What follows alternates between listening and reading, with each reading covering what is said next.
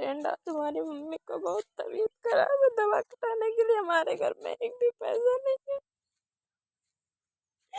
बताइए आप लोग, हम लोग क्या करें? न हमारे घर में कोई कमाने वाला है। हमारे पापा थे, वो भी छोड़कर हम लोगों को चले गए।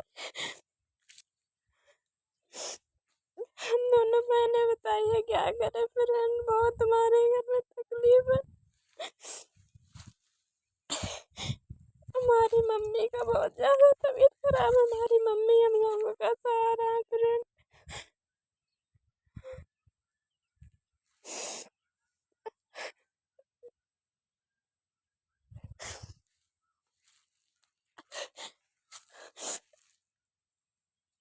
फ्रेंड, आप लोग हमारा मदद कीजिए, हमारा सपोर्ट कीजिए।